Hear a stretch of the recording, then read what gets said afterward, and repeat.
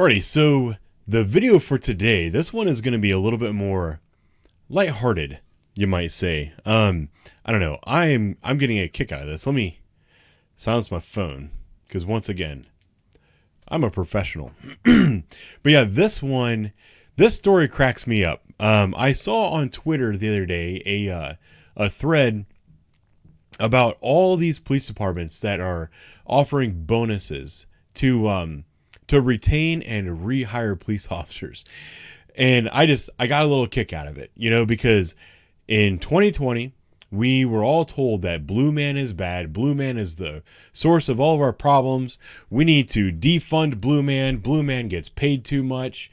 The police are just the worst thing in the world. And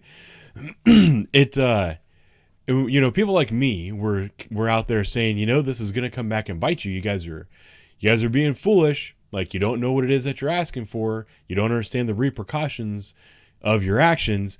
Well, they're starting to see it, and it's kind of hilarious. You had like some mayors across the country that had this like smug arrogance, these like asshole politicians that think they know everything, and they're just morons.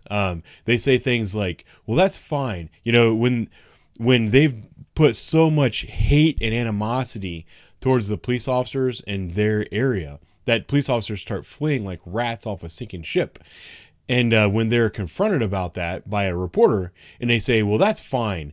Those guys can go be the police somewhere else. We're hiring a higher caliber of police. We're going to have newer, more gooder police officers now. And then those moronic politicians soon find out that police officers don't want to come to their city. People who want to become police officers don't want to come to their city. So they have this compounding problem of police officers are leaving at record numbers. And then also people are not coming to become police officers in your city. You're definitely not getting the most qualified candidates, because if I am a police candidate and I'm like the most qualified guy around, would I want to go to this city where they treat their police officers like crap and they're always looking for a reason to criminally charge and indict them? Or would I go to a city where they actually treat their officers with respect and dignity? Just think about that one for a minute. So there's a bunch of these cities that are having this problem, and they're having to pay a lot of cash in order to try to attract and retain officers. And that's what we're going to talk about today. I have 4 stories lined up. So the first one, Atlanta police to get thousands in bonuses. Frontline workers to receive pay increase, mayor announces. So Atlanta, this is in Atlanta, police officers and frontline workers can expect to see a pay increase. Mayor Andrew Dickens announced the new retention bonuses for uniformed police and premium pay increases for other city frontline workers. It goes down here. Basically, what I found is that they're going to get a 2% raise, and then Atlanta police officers, investigators, sergeants, blah, blah, blah, are each going to get a $4,000 bonus. So this is them struggling to retain police officers. They're like, hey, how about we give you a pay increase and an additional $4,000? And I believe in Atlanta, this is in between contracts. So rather than waiting for the next contract to give these officers a pay increase, they're doing it as like a bonus directly through the mayor's office. That's how bad they're hurting for police officers in Atlanta. Here's another one. Aurora, I believe this is Aurora, Colorado, proposes $8,000 retention bonuses to keep police officers. I know that there were a bunch of police officers in the city of Aurora that decided to leave because the city administration, and actually the whole state of Colorado, is kind of turned against their police, causing them to leave. What does this one say? Some city leaders have proposed an $8,000 retention bonus using funds from the American Rescue Plan. That's another thing I don't know if I need to really get into right here, but the American Rescue Plan was supposed to be COVID money, and it was an emergency that we passed this $3 trillion. I can't remember how much it was. This multi-trillion-dollar spending plan as soon as Joe Biden became president. It is because he had to put his name on some legislation that was going to get COVID money out to the people. The problem is there wasn't a need for money for COVID. And they added a bunch of extra money to it just to make it look more gooder, because that's what the Biden administration is all about. They're not smart enough to understand what it is that they're spending money on.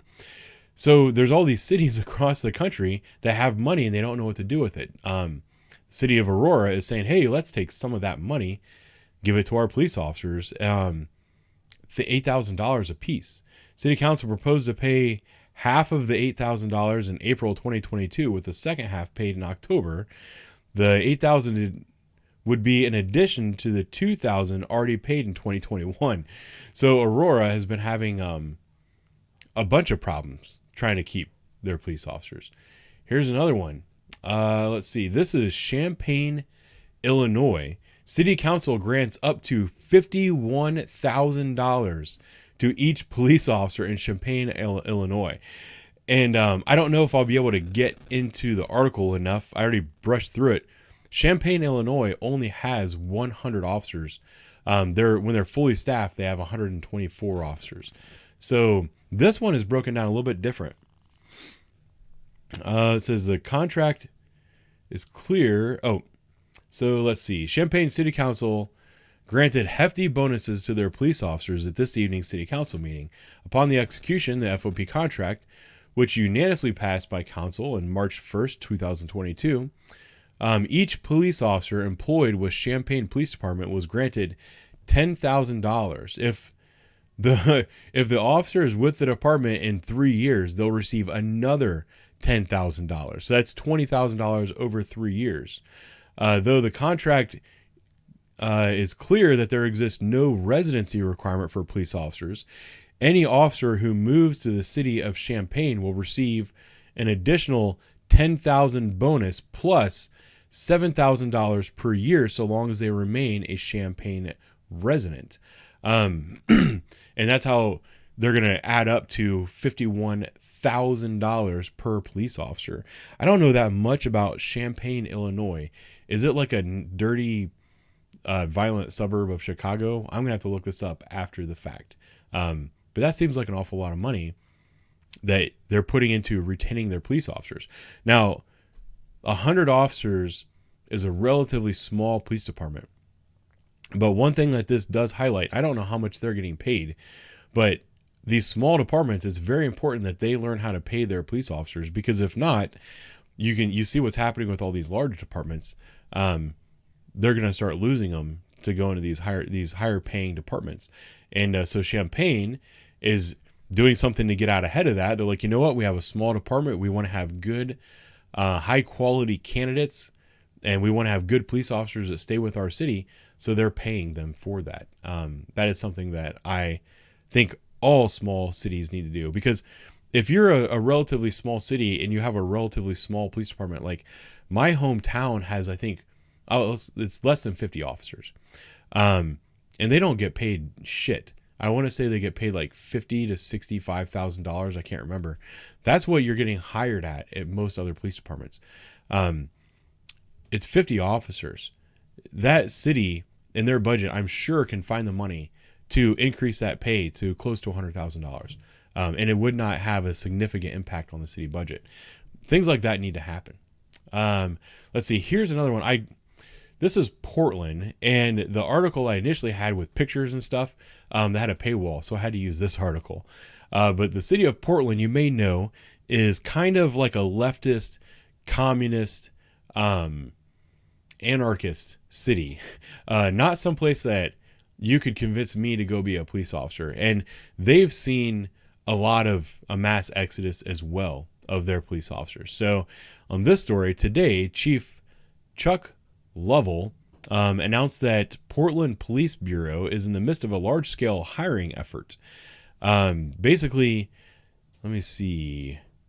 There's a highlighted part. Portland Police Bureau offers the highest pay in the state. Currently, entry level is $75,000 with a $5,000 hiring bonus. $5,000 hiring bonus. New officers receive $1,000 after being sworn, another $1,000 at the end of their probation period. And then $3,000 at the end of 3 years. So $1,000 upon hiring, $1,000 basically at the end of your first year, and then $3,000 more after 3 years. So it's $5,000 over 3 years. I also saw, and I don't know if it's in this article. No, it's not in this article. The article that I had before was better, because it also said that they were offering, I think it was $5,000 for officers who left the Portland Police Department. They were offering them $5,000 to come back, because these police officers that were so horrible, and they were trying to get rid of these guys and trying to put pressure on them, that they thought, you know what, those guys can go be the police somewhere else.